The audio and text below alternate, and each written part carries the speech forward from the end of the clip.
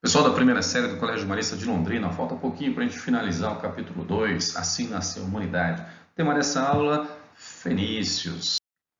A exemplo do que sempre fazemos com os povos que estudamos, vamos começar pelos aspectos geográficos dos fenícios. A região da antiga Fenícia faz parte daquela região do Oriente Médio, ali, que, para variar, tem um clima desértico. Hoje, na atualidade, é a região do Líbano e um pedaço da Síria.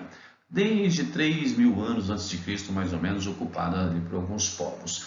Em termos geográficos, é um território que está de frente para o mar Mediterrâneo e com clima desértico, porém no interior, uma região um pouco mais montanhosa, algumas florestas que foram extremamente importantes no aspecto econômico da formação do povo hebreu aí, Naquela região formaram-se uma série de cidades-estados, e essas cidades-estados, por sua vez, colonizaram outros territórios do norte da África e mesmo no sul do continente europeu, na bacia do mar Mediterrâneo. Então, além do território da antiga Fenícia, ela manteve colônias fora do seu território. Algumas das mais de 30 cidades-estados são bem conhecidas, como Tiro, Biblos, o nome Bíblia vem daí, onde se fabricavam, onde se manufaturavam livros, Bérytos, que deu origem a Beirute da atualidade, e a mais importante cidade do norte da África da antiguidade, Cartago, que teve uma sequência de guerras aí com os romanos, algo que a gente ainda vai estudar.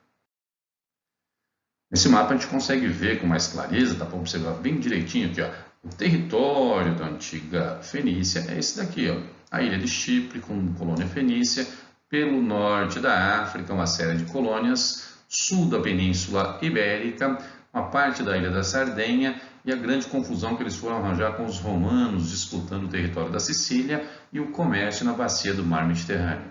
Portanto, além da parte da antiga Fenícia, uma série de colônias também foram mantidas fora do seu território.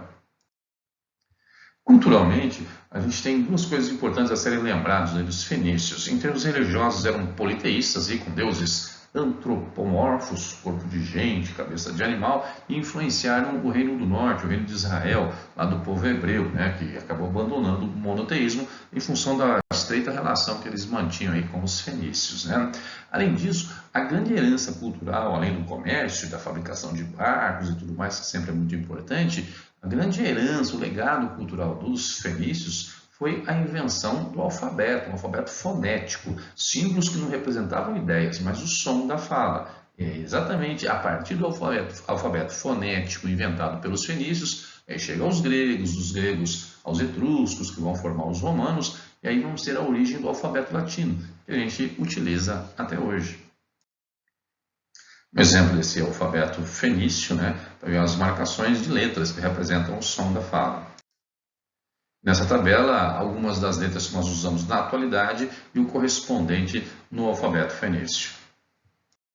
Da mesma forma que uma série de outros povos ali do Oriente Médio, os fenícios não ficaram imunes à expansão de alguns povos, como é o caso dos persas lá no século VI, dos macedônicos no século IV e dos romanos no século I a.C., na implacável ofensiva aí do general Pompeu. Por ter sido província romana, não é incomum encontrarmos no território dominado pelos fenícios da antiguidade uma série de ruínas dos antigos romanos.